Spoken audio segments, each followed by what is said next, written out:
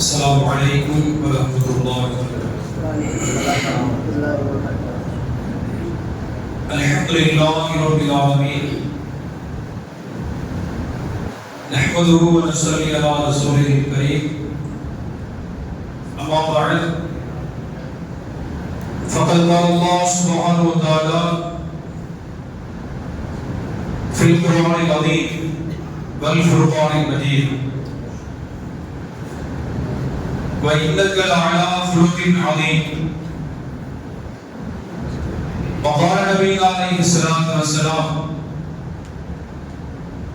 خير الناس أنفعهم للناس، أو كما قال عليه الصلاة والسلام. سبحانك لا علم لنا إلا ما علمتنا إنك أنت العليم الحكيم.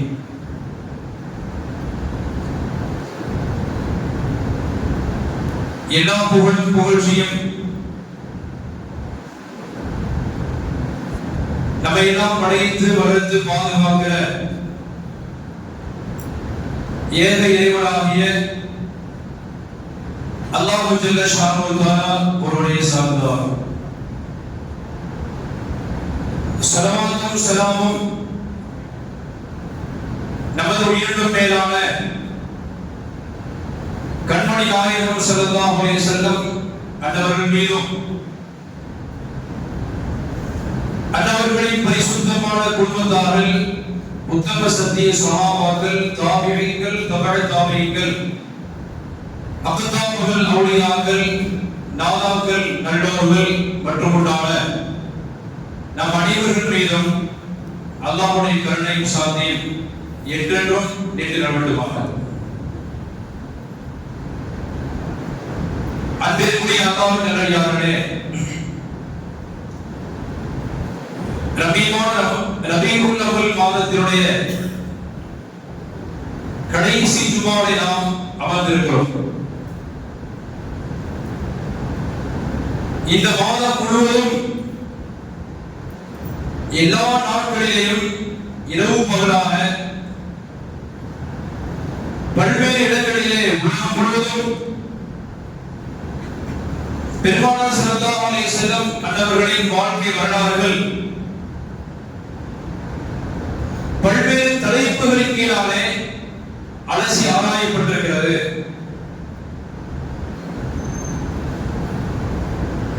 பெருமானார் ஸல்லல்லாஹு அலைஹி வஸல்லம் ஒரு மிகச்சிறந்த ஆன்மீக தலைவர் என்கிற தலைப்பில் எடுத்தால் அது மணிக்கணக்கில் வச்சுனா அவ்வளவு விஷயங்கள் ரசூல் ஸல்லல்லாஹு அலைஹி வஸல்லம் வாழ்க்கையில் நிறைந்திருக்கிறது. பெருமானார் ஒரு மிகச்சிறந்த அரசியல்வாதி, அதில் மிகச்சிறந்த ரோல் மாடல் பெருமானார் ஸல்லல்லாஹு அலைஹி வஸல்லம் இடத்தில் இருக்கிறது. இந்த உலகத்திலே குடும்பவியலை பெருமானார் ஸல்லல்லாஹு அலைஹி வஸல்லம் அவர்களை விட வேறு யாரும் அவ்வளவு அழகான முறையில் சொல்லிக் கொடுக்க முடியாது. குடும்பவியலுக்கும் பெருமானார் தான் மிகச்சிறந்த முன்னுதாரணமாக இருக்கிறார். மிகச்சிறந்த வியாபாரியாக குழந்தை வளர்ப்பு, சமூக சீர்திருத்தங்கள், தீமைகளை வேரோடு ஒழித்தல், மது ஒழிப்பு பிரச்சாரம், பெண்களுக்கு எதிராக என்னவெல்லாம் நாடுகளிலே அநீதிகள் அக்கிரமங்கள் நடக்கிறதோ அவையெல்லாம் பெருமானார் எப்படி மண்டி கிடந்த அந்த சமூகத்திலிருந்து அவைகள் எல்லாம் இப்படி கல்வி சுத்தப்படுத்தினார்கள். இது போன்று பல்வேறு விதமான தலைப்புகளில் பெருமானார் ஸல்லல்லாஹு அலைஹி வஸல்லம் அவர்களை மட்டுமே பேச முடியும். அப்படி பல்வேறு வரிசையிலே பெருமானார் ஸல்லல்லாஹு அலைஹி வஸல்லம் அவர்களை பற்றி பேசி நாம் தெரிந்து வைத்திருக்கிறோம். ஆனாலும் பெருமானார் ஸல்லல்லாஹு அலைஹி வஸல்லம் அவர்கள் குறித்து எந்த செய்திகளை பேசினாலும் அது நம்முடைய நாவுகள் இனிக்கத்தான் செய்கிறது. அதை கேட்கிற காதுகள் இனிமை அடைகிறது, உள்ளங்கள் எல்லாம் மகிழ்வடைகிறது. அவைகளை வாழ்க்கையில் நாம் எடுத்து செவ்வனே நிறைவேற்றுவதற்காக ஆவல் கொள்கிறோம்.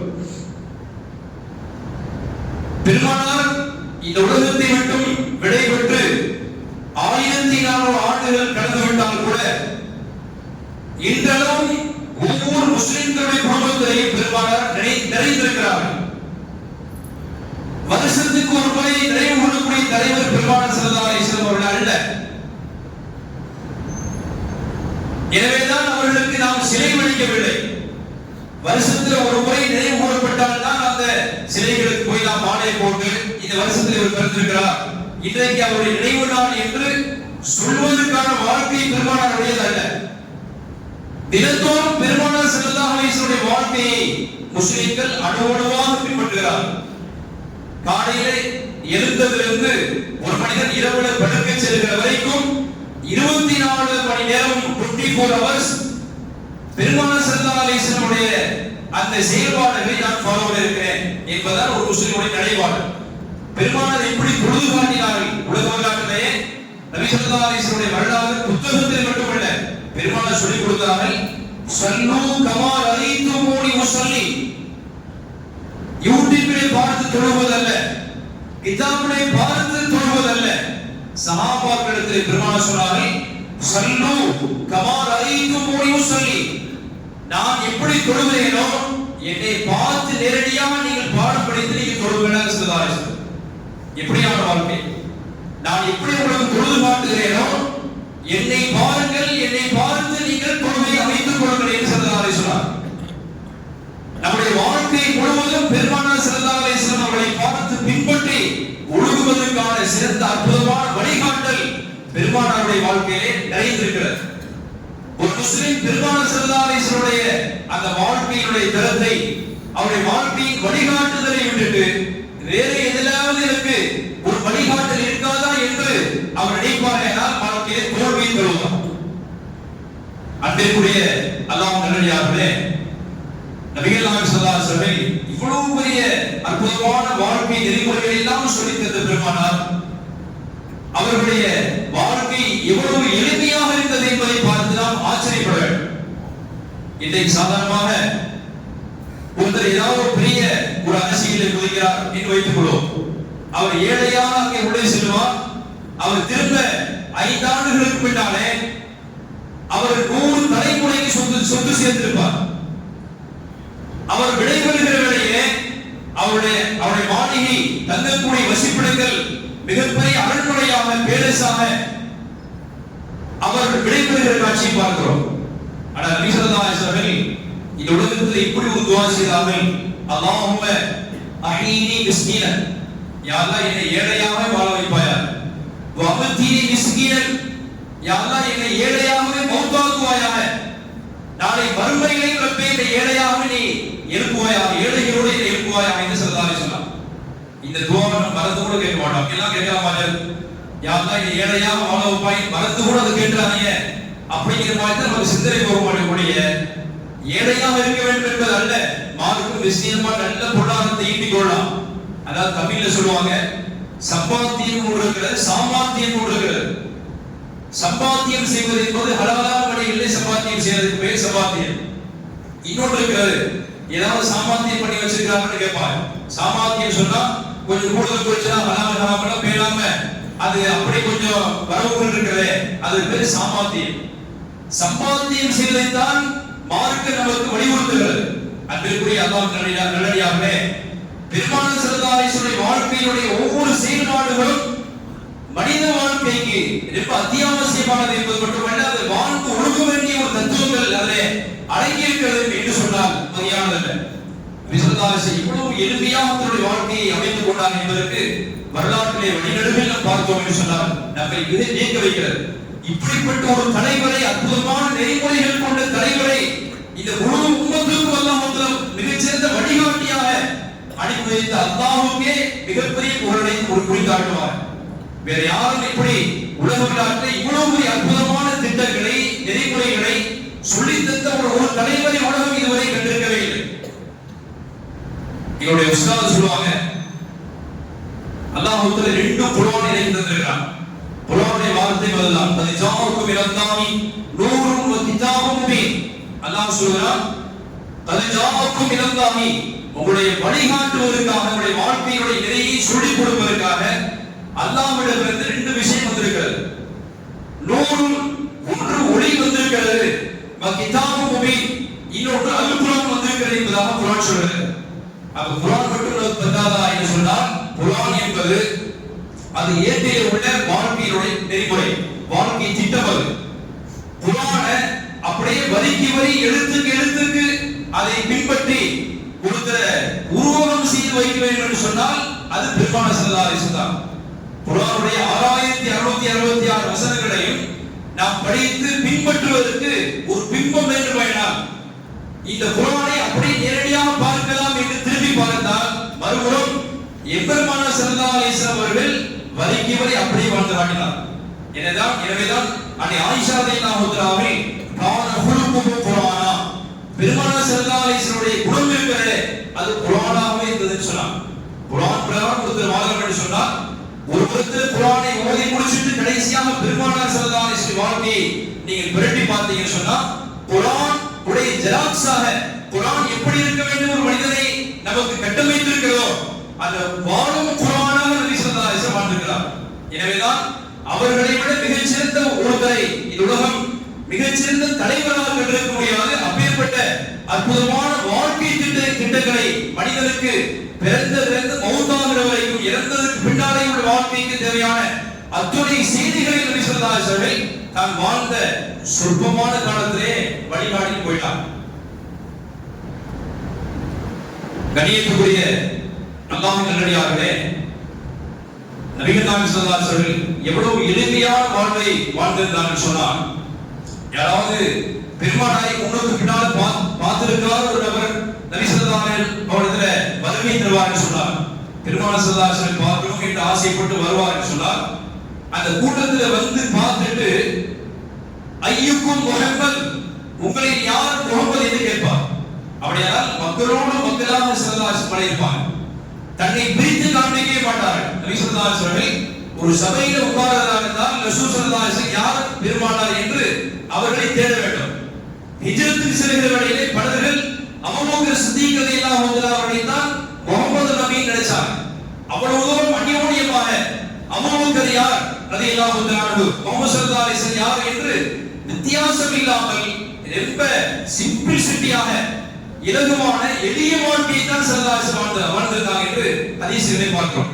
நம்முடைய வீடுகளில் ஏதாவது சமீபத்தில் கொஞ்ச நாளைக்கு முன்னால ஒரு வாட்ஸ்அப்ல ஒரு செய்தி வந்தது. இப்ப அவரோடு அந்த வாட்ஸ்அப் தட்டி அந்த விஷயத்தை கால வச்சு கேட்டா அதுல ஒருத்தர் பேசுறாரு, இப்படி ஒரு பெரிய முசீபத் ஆகி போச்சுங்க அப்படின்னா, என்ன முசீபத்து ஆர்வத்தோட அந்த ரெக்கார்ட ஓட விட்டு கேட்டா, வெள்ளிக்கிழமை ரசம் வச்சிருக்காங்க அப்படின்னா, ஒரு நல்ல ஒரு பிரியாணி ஆகி சூழலுக்கு 5 ஆச்சா ஒரு கிரேவியா வச்சு இப்படி செய்யாம எங்க வீட்டுல இப்படி ஒரு ரசத்தை வச்சு போட்டாங்களேன்னு சொல்லிட்டு ஒரு வாட்ஸ்அப்ல ஒரு செய்தி ஒன்று பல நாட்களுக்கு முன்னாடி பரவி இருந்தது.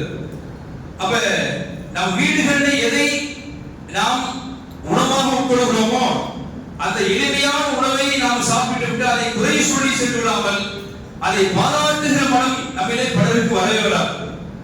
பிரியாணி ஆகி வச்சுட்டா கடைசியில நல்லதா கொஞ்சம் லேசா உறவு கொஞ்சம் ஜாஸ்தியா இருந்துச்சு அப்படின்னு சொல்லுவோம்.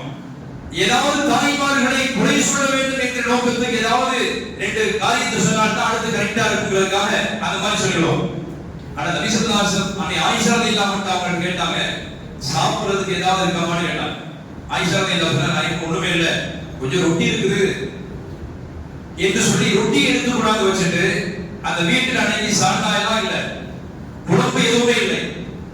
அந்த வினிகர் என்று சொல்றோமே அதுல ஃபில் என்று சொல்லுவாங்க. ஃபில் என்று சொன்னா புளிச்சு காடியா கிடக்குது, தமிழ்ல சொல்லுவாங்க. ஊறுகாய்க்கு இதுக்கெல்லாம் ஊற்றக்கூடிய கடுமையான புளிப்பு கொண்டிருக்கும்படியான அந்த காடி இருக்கிறது, அந்த வினிகர் இருக்கிறது, இது வீட்டில் இருந்து ஸல்லல்லாஹு அலைஹி வஸல்லம் தன்னுடைய கையில கிடைச்ச அந்த ரொட்டி எடுத்துட்டு அந்த வினிகரை தொட்டு தான் சாப்பிட்டு விட்டு ஸல்லல்லாஹு அலைஹி வஸல்லம் அதை பாராட்டினார். நபி ஸல்லல்லாஹு அலைஹி வஸல்லம் நிஅமத்துல் இதாமு வல் ஹில்லு, உண்மையிலே சால்னாவிலே சிறந்த சால்னா இது வினிகர் ஸல்லல்லாஹு அலைஹி வஸல்லம்.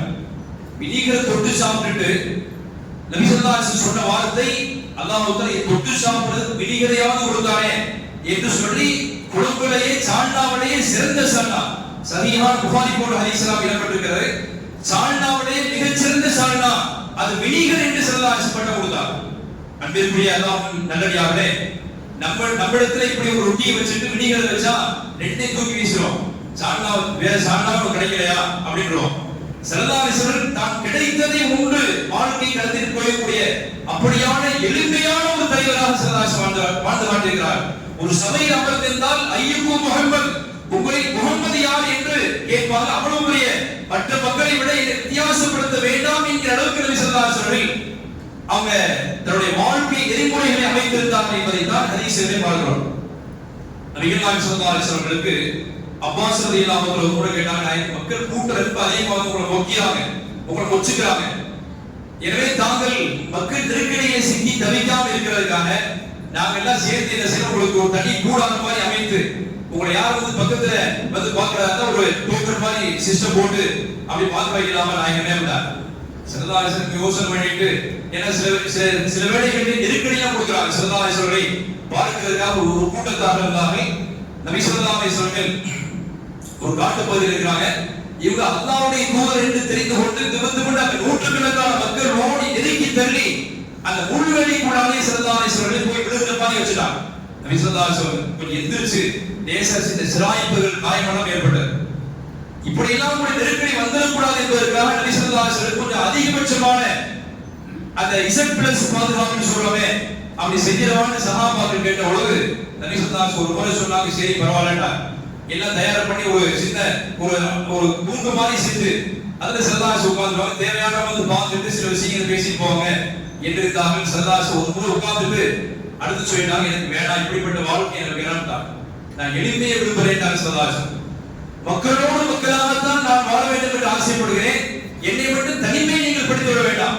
உலகத்துல எத்தனை பெரிய பெரிய தலைவர்கள் வீட்டுக்குள்ளாலே அடையப்பட்டு கிடந்து யாரும் பேச வர முடியாம அவருக்கு அதுவே மிகப்பெரிய ஒரு மன நெருக்கடியை தருகிறது. நம்ம நாட்டிலே மிகப்பெரிய ஒரு சினிமா நடிகர் இருக்கிறார், இத்தனை கோடிகளை சம்பாதிச்சு நான் என்னத்துக்காக மக்களோடு மக்களாக என்னால பழக முடியலையே என்று சொல்லி வருத்தப்பட்டார்.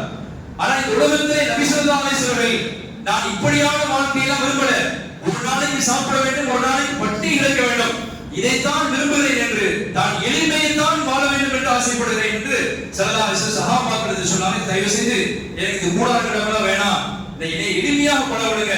நான் தெருவழி நடந்து சென்றால் அந்த கூட்ட நெரிசலில் மக்களினுடைய காலை வந்து தெரியாமல் விதிப்பாங்க, அதை நான் பொறுத்துக் கொள்வேன். நான் வீதியிலே நடந்து சென்றால் என்னுடைய துண்டை பிடித்து நான் இழுத்தால் அந்த இழுபட்ட அந்த இழுப்படையினுடைய கழுத்தை ஏதாவது சிராய்ப்பு ஏற்படலாம், இதை நான் சமாளிச்சுக்கிறேன், இப்படித்தான் வாழ வேண்டும் என்று ஆசைப்படுகிறேன் என்று ஸல்லல்லாஹு அலைஹி வஸல்லம் மக்களிடத்திலிருந்து நான் என்னை பிரிச்சிடாதீங்க என்று ஸல்லல்லாஹு அலைஹி வஸல்லம் மக்களோடு மக்களாக எளிமையோடு வாழ வேண்டும் என்று ஆசைப்பட்ட மிகப்பெரிய அற்புதமான தலைவரை அல்லாஹ் இந்த ஓதி வழங்கியிருக்கிறார்.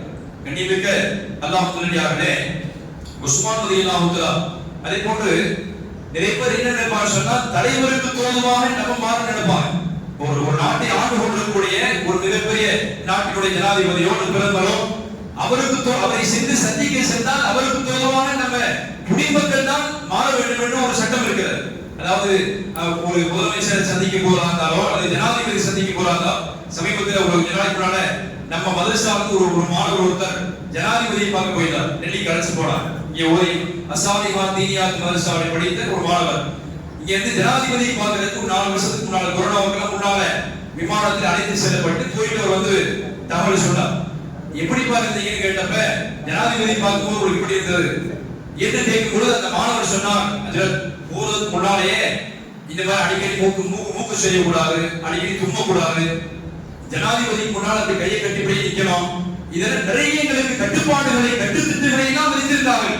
இதெல்லாம் சமாளிச்சுட்டு அது சொல்லியதுக்கு கூட எங்களுக்கு டைம் இல்லை, அப்படி வச்சது வாங்காம பார்க்கணும், சும்மா 10 நிமிஷம் வந்து உட்கார்ந்துட்டு போயிட்டார் அவ்வளவுதான் அப்படின்னாங்க. இப்படிப்பட்ட தலைமைகள் நபி ஸல்லல்லாஹு அலைஹி வஸல்லம் பெருமானார் ஸல்லல்லாஹு அலைஹி சொல்கிறார்கள், நான் மக்களோடு மக்களாக சென்றால் 4 பேருடைய கால் என் மீது பட்டாலும் கூட அதை நான் பொறுத்துக் கொள்வேன், 4 பேர் இவனை குண்டை பிடித்து இழுத்தாலும் கூட அதை சமாளித்து அதை பொறுத்துக் கொள்கிற தலைமையாக நான் இருப்பேன், இதைத்தான் விரும்புகிறேன் என்று ஸல்லல்லாஹு அலைஹி வஸல்லம். தமிழ்ல இங்கீதம் என்ற ஒரு வார்த்தை இருக்கிறது, அரபியில முகுத்தல் ஹால் என்று சொல்வார். அரபியில இடமோடு எவ்வளவு தோதுவாக நடந்து கொள்ள வேண்டும், மையத்து விட்டு போய் அள்ளி குத்து போய் போகக்கூடாது. அதே மாதிரியாக திருமண சபையை போய் அல்லாம அவசர சமாபமா தரலாம் என்று மையத்து துவாவை அவசரப்பட்டு போயிடக்கூடாது. இடமோடு தோதுவாக என்ன செய்ய மாற வேண்டிய அப்படியான கடமையும் பொறுப்பும் ஹஜ்ரத் மார்களுக்கு இருக்கிறது, உலமாக்களுக்கு இருக்கிறது. இது யாரிடத்திலிருந்து கற்றுக்கொள்ளலாம் சொன்னால் அண்ணல் பெருமானார் ஸல்லல்லாஹு அலைஹி வஸல்லம் தான் இந்த உலமாக்கள் கற்றுக்கிறார்கள். பெருமானார் அப்படித்தான் தன்னுடைய வாழ்க்கையை தகவமைத்திருக்கிறார் என்பதை ஹதீஸிலே பார்க்கிறோம்.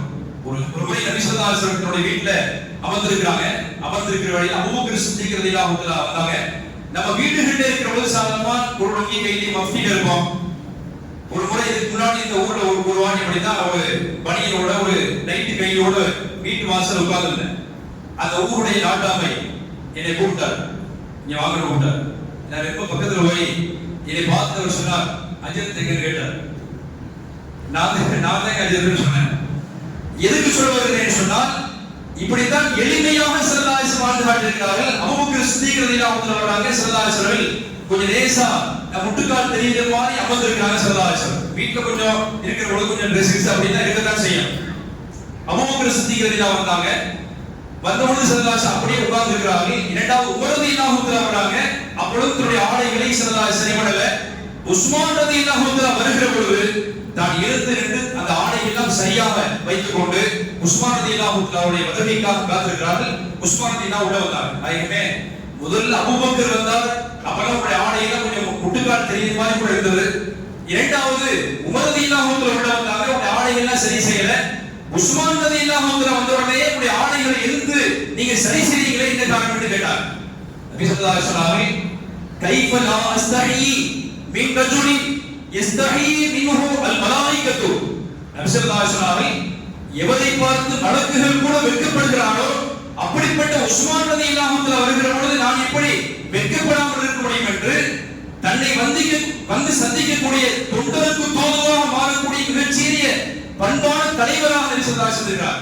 எல்லாருமே தலைவருக்கு தோதுவாகத்தான் தாம் மாற்றமடைய வேண்டும் என்றுதான் அப்படித்தான் ஆசைப்படுவாங்க. ஆனால் என்னை வந்து சந்திக்கக்கூடிய வருகை வரக்கூடிய தொண்டருக்கு தோதுவாக தன்னை மாற்றிக் கொள்ளுகிற தலைவராக நபி ஸல்லல்லாஹு அலைஹி வஸல்லம் இருந்திருக்கிறார் என்று நினைக்கிற பொழுது மிகப்பெரிய பெருமிதமாக இருக்கிறது, ஆச்சரியமாக இருக்கிறது. இப்படிப்பட்ட சிம்பிளிசிட்டியான எளிமையான வாழ்க்கையை ஸல்லல்லாஹு அலைஹி வஸல்லம் வாழ்ந்திருக்கிறார் என்று நினைத்தால் அவர்களுக்கு அல்லாஹ் அவர்களை தூதராக அனுப்பி வைத்திருக்கிற அல்லாஹ்வுக்கு நன்றி சொல்ல கடமைப்பட்டிருக்கிறோம். நபி ஸல்லல்லாஹு அலைஹி வஸல்லம் இத்தனை விதமான பரிணாமங்கள் பெருமானார். ரசூல் ஸல்லல்லாஹு அலைஹி வஸல்லம் தான் வீட்டுல எல்லா விதமான பணிகளையும் தான் இழுத்து போட்டு செய்வான். அன்னை ஆயிஷா ரலியல்லாஹு தஆலா சஹாபாக்கள் கேட்டாங்க, நபி ஸல்லல்லாஹு அலைஹி வஸல்லம் ஒரு மிக பிரமாண்டமான தலைவர் அவர்கள், அல்லாஹ்வுடைய தூதராக இருக்கிறாங்க, ஈருலகத்துறை சக்கரவர்த்தி, ஆனாலும் வீட்டுல வந்தா என்ன செய்வான்னு கேட்டாங்க. அவருடைய சிந்தனை வீட்டுல வந்தா முஸ்ஸலாம் ஒரு தொழுகொண்டே இருப்பார்களோ என்று நினைச்சாங்க. ஆயிஷா ரலியல்லாஹு சொன்னாங்க, வீட்டிலே எங்களுடைய வேலைகளோடு ஒத்தாசையா இருப்பாங்க. வீடு கூட்டு விளக்கமாத்தி எடுத்து கையில கூட்டுறதுக்கு குனிஞ்சு நிமிர்ந்து வேலை செய்யறவங்களே இத்தனை பேர் கை தூக்க வேண்டாம், ஒரு ஆள் கூட தூக்க மாட்டாங்க. இருக்கலாம், யாராவது ஒரு இடத்துல தூக்கலாம். ஆனால் நபி ஸல்லல்லாஹு அலைஹி வஸல்லம் வீட்டில் உள்ள விளக்கமாக எடுத்து வீட்டை சுத்தம் செய்வார்கள். தன்னுடைய ஆடைகள் கிழிந்திருந்தால் அதை தேய்ப்பார்கள். தன்னுடைய ஆடைகளை துவைச்சு சுத்தம் பண்ணி கொள்வார்கள். தன்னுடைய செருப்புகள் கிழிந்திருந்தால் அதை தைத்துக் கொள்வார்கள். வீட்டினுடைய பெரும்பகுதியான வேலைகளை ஸல்லல்லாஹு அலைஹி வஸல்லம் பார்ப்பாங்க. இது பொம்பளைகளுடைய வேலை, இது ஆம்பளைங்க செய்யற வேலை இல்ல. அதாவது சாப்பாடு எடுத்துட்டு சாப்பாடு தட்டு உணவுகள் எல்லாம் கொண்டு வச்சுட்டு சாப்பிடுறது மட்டும்தான் நம்ம வேலை, நம்ம படம் நினைப்போம். எத்தனை பேர் நம்ம இடத்துல நம்மளே எத்தனை நபர்கள் இப்படி சிந்தனை இருக்கிறோம் சொன்னா, சாப்பாடு எடுத்து வைக்கிறாவது பெண்கள் வச்சுட்டு திரும்ப கொண்டு போய் வைக்கிறாவது நம்ம செய்யலாமே, அவங்களுக்கு சப்போர்ட்டா ஒரு சாப்பாடு கொண்டாந்து திரும்ப சமையல் கட்ட வைக்கிறது, அந்த கழுவி ஊற்ற வேண்டிய பாத்திரங்கள் எடுத்து சமையல் கட்டை கொண்டு போய் வைக்கிறது, இதெல்லாம் இது நம்முடைய இமேஜ் பிரச்சனை ஆகும். இப்படிலாம் எடுத்து வச்சோம்னு சொன்னா நாளைக்கு நம்ம குடும்பத்துல ஏதாவது பிரச்சனை வந்துச்சா என்ன செய்யறது அப்படி மாதிரி சிந்திச்சிருவோம்.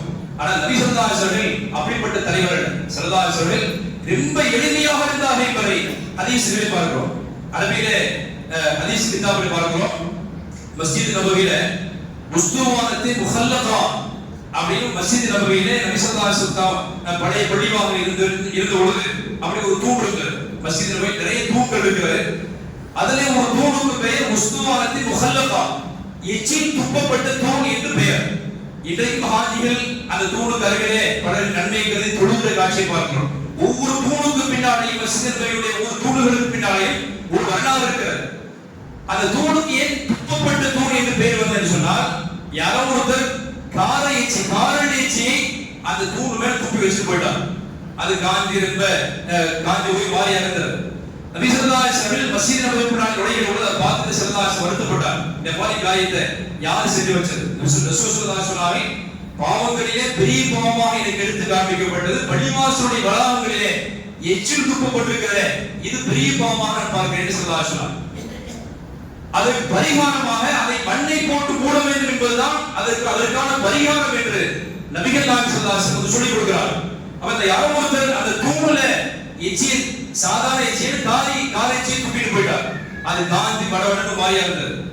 நேர நபி ஸல்லல்லாஹு அலைஹி வஸல்லம் தானே குச்சி எடுத்து அந்த காந்தி போன எச்சியெல்லாம் சுரண்டுகிறாங்க. ஸல்லல்லாஹு பள்ளிவாசல்ல உள்ள தூண்ல உள்ள அந்த எச்சியை சுரண்டி அதனுடைய துகள்களை எல்லாம் வெளியில போய் போறதுக்காக ஸல்லல்லாஹு சொல்றாங்க. இது ஒரு சஹாபி பார்த்துக்கிட்டே இருக்காரு. ஒரு சஹாபி பார்த்துக்கிட்டே இருக்காரு. அல்லாஹ்வுடைய தூதர் இவ்வளவு பெரிய வேலையை செய்யறாங்க. ஆனா நம்முடைய சிந்தனை என்ன சொன்னால் அதை கூட சுரண்டி சுத்தம் பண்ணிருப்பா அப்படின்னு சொல்லிடுவோம். நபி ஸல்லல்லாஹு அலைஹி வஸல்லம் தானே அந்த குச்சியை எடுத்து சுரண்டி சரி செய்து பெருமானாலே இந்த வேலையை செய்யறாங்களே அப்படின்னு ஒரு சஹாபி, அவங்க எப்பவுமே அத்தர் பாட்டில் சஹாபாக்கள் வச்சிருப்பாங்க. நேரத்துடைய கையில உள்ள அத்தரை எடுத்து போய் அதிலே பூசி விட்டார். நபி ஸல்லல்லாஹு அலைஹி வஸல்லம் முகமெல்லாம் வளர்ந்து போனது, மகிழ்ச்சியாலே சந்தோஷப்பட்டாங்க. அந்த தூணுக்கு பெயர் உஸ்துவானத்தின் முகல்லபா, எச்சில் துப்பப்பட்ட தூண் என்று வரலாறு சொல்கிறது. இன்றைக்கும் அந்த தூண் பள்ளிவாசல்ல மஸ்ஜித்ல போய் இருக்கிறது. அல்ஹம்துலில்லாஹ் யாருக்காவது பாக்கியம் கிடைத்தால் நம் அனைவருக்கும் அந்த வாய்ப்பு அல்லாஹ் தர வேண்டும். அந்த தூணுக்கு அருகிலே பல்வேறு நபர்கள் தொழுது பாக்கியத்தை அடைந்து கொள்கிறார்கள். அந்த தூணுக்கான அடையாளம் இன்றைக்கு இருக்கிறது. நபி ஸல்லல்லாஹு அலைஹி வஸல்லம் கூட தன்னுடைய வீட்டில இருந்து பள்ளிவாசலுக்கு வருகை தந்து கொண்டிருக்கிறாங்க, புறப்பட்டு வர்றாங்க. ஒரு இளைஞர் தன்னுடைய வீட்டில் உள்ள விசேஷத்திற்காக ஒரு பெரிய ஆடு ஒன்றை கட்டி வச்சு அதை அறுத்து அது தோட முறிக்க முடியாம ரொம்ப சிரமப்பட்டு கொண்டுதான். ஸல்லல்லாஹு அலைஹி வஸல்லம் நேர அந்த இடத்துல வந்தாங்க. கொஞ்சம் நவரு பாட்டாங்க. நீங்க நவந்துக்கங்கன்னு சொல்லிட்டு ஸல்லல்லாஹு அலைஹி வஸல்லம் இரண்டு கைகளுடைய சட்டை கையை அப்படியே அவுத்துட்டு நேர தன்னுடைய கம்கட்டு வரை அந்த சட்டையுடைய கையெல்லாம் அப்படி நல்லா சுருட்டி ஏற்றி விட்டுட்டு நீங்க ஒரு ஒதுக்கீங்க அப்படின்னு ஸல்லல்லாஹு அலைஹி வஸல்லம் அந்த ஆட்டுடைய அனுசரத்தை தான் சொல்றாங்க. பெருமானார் ஸல்லல்லாஹு அலைஹி வஸல்லம் அந்த அக்குள் பகுதி வரை கம்கட்டு வரை அந்த ஆட்டினுடைய தோலுக்கும் அந்த இறைச்சிக்கு மத்தியிலே கையை நல்லா உள்ள விட்டு அந்த இறைச்சியுடைய அந்த முழுசா நீக்குகிற வரைக்கும் அந்த தோல் ஃபுல்லா ரிமூவ் பண்ற வரைக்கும் ஸல்லல்லாஹு அலைஹி வஸல்லம் உரித்து கொடுத்துட்டு இப்படிதான் உரிக்கணும் ஸல்லல்லாஹு அலைஹி வஸல்லம் கொடுத்தார். இவ்வளவு பெரிய தலைவர் நபி ஸல்லல்லாஹு அலைஹி வஸல்லம் இந்த வேலையெல்லாம் போய் ரசூலுல்லாஹ் செய்ய முடியுமா என்று நாம் நினைப்போம். ஆனால் எதையெல்லாம் செய்ய முடியாது என்று நாம் கருதுகிறோமோ அப்படியான வேலைகளை எல்லாம் ஸல்லல்லாஹு அலைஹி வஸல்லம் ஆட்டுக்கு தோல் உரிக்கிறது முதற்கொண்டு இந்த மாதிரி வேலையெல்லாம் ஈருலகத்தை சக்கரவர்த்தியாக இருந்த எம்பெருமானார் செஞ்சிருந்தார்கள் சொன்னால் இவ்வளவு பெரிய எளிமையான வாழ்க்கைக்கு உண்டான முன் உதாரணத்தை காட்டுகிறார் என்பதை நாம் பார்க்கிறோம். அதே போன்று குபா மஸ்ஜித் நபி ஸல்லல்லாஹு அலைஹி வஸல்லம் ஹிஜ்ரத்துக்காக புறப்பட்டு மதீனா போறாங்க. மதீனாவில் கிட்டத்தட்ட ஒரு 4 நாட்கள் தங்கியிருக்கிறார். திங்கட்கிழமை, செவ்வாய்க்கிழமை, புதன், வியாழன் இந்த 4 நாள் தங்கியிருந்த ஸல்லல்லாஹு அலைஹி வஸல்லம் 4 நாளுக்குள்ளாலே அங்க ஒரு பள்ளிவாசல் உருவாகிவிட்டது. எல்லா சஹாபாக்களுமே அந்த பகுதியிலே வாழக்கூடிய மக்களுக்கு பெயர் பனு அம்ர்கள், அம்ரு கோத்திரத்தை சார்ந்தவர்கள். அவங்க ஆல்ரெடி ஏற்கனவே மக்கா மாநகரத்திலிருந்து பல்வேறு ஊர்களுக்கு வந்து தங்கியிருந்தவர்கள் தான் அவர்கள். கடைசியாக பெருமானார் ஸல்லல்லாஹு அலைஹி வஸல்லம் வருகைக்காக எதிர்பார்த்திருந்த அந்த மக்கள் நபி ஸல்லல்லாஹு அலைஹி வஸல்லம் வந்த உடனே ஒரு பள்ளிவாசல் கட்டலாம் என்று ஆர்வத்துல எல்லாரும் ஆளு கொண்டு கல்லு பண்ணலாம் சுமக்க ஆரம்பித்தார். ஸல்லல்லாஹு அலைஹி வஸல்லம் தாம் ஒரு கல்லை எடுத்துட்டு வந்து தன்னுடைய பங்கிற்காக ஒரு கல்லை சுமந்து கொண்டு வருகிற வழியிலே பனு அம்ரை அந்த குலத்தை சார்ந்த மக்கள் சொன்னாங்க, நாயகமே அல்லாஹ்வுடைய தூதர் நீங்க அதை செய்யலாமான்னாங்க. ஸல்லல்லாஹு அலைஹி வஸல்லம் கல்லு தூக்குறதுல உங்களுக்கு சலசலான நான் இல்லைன்னா நபி ஸல்லல்லாஹு அலைஹி வஸல்லம் இந்த கல்லை தூக்கி தோள் மேல வச்சு கூடாது போடுறதுல உங்களை விட சளைத்தவன் நான் அல்ல, உங்களோட நல்ல பலசாலியாக நான் இருக்கிறேன், கல்லை நல்லா தூக்குவேன்னு ஸல்லல்லாஹு அலைஹி வஸல்லம் சொல்லிட்டு இன்னொரு வார்த்தை சொன்னாங்க, அல்லாஹ்வுடைய பள்ளிவாசல் கட்டுவதற்கான நற்கூலியை நான் பெறுவதிலே உங்களுக்கு சளைத்தவன் அல்ல என்று சொன்னாங்க. பள்ளிவாசலுடைய பணிகளிலே தன்னை ஈடுபடுத்திக் கொள்வதில் ஒரு செங்கல் எடுத்து வைக்கிறது, ஒரு சிமெண்ட் எடுத்து வைக்கிறது, இது மாதிரியான காரியங்களிலே உங்களுக்கு நான் சளைத்தவன் அல்ல என்று நபி ஸல்லல்லாஹு அலைஹி வஸல்லம் சொன்னார். பெருமானார் ஸல்லல்லாஹு அலைஹி வஸல்லம் அந்த அற்புதமான எளிமையான வாழ்க்கையை பற்றி நாம் பார்த்துக் கொண்டிருந்தால் வரலாற்றின் வழிநெடுகிலும் இவ்வளவு செய்திகள் பதிவாக இருக்கிறது, நம்மை ஆச்சரியத்தில் ஆழ்த்துகிறது. இப்பேற்பட்ட உன்னதமான உயர்ந்த தலைமை அல்லாஹ் நமக்கு வழங்கியிருக்கிறான். அல்லாஹ் சுப்ஹானஹு வ தஆலா வாழ்நாள் முழுவதும் மிகச்சிறப்பான நபிகள் நாயகம் ஸல்லல்லாஹு அலைஹி வஸல்லம் சொற்களை, நடைமுறை பாவனைகளை, செயல்பாடுகளை அனைத்தையும் முழுமையாக பின்பற்றி நடக்கக்கூடிய சிறந்த சத்திய உம்மத்தாக நாம் அனைவரையும் அல்லாஹ் தஆலா ஆக்கியருள்வானாக. வாஹிர் அல்ஹம்துலில்லாஹி ரப்பில் ஆலமீன். அஸ்ஸலாமு அலைக்கும் வ ரஹ்மத்துல்லாஹி வ பரகாத்துஹு.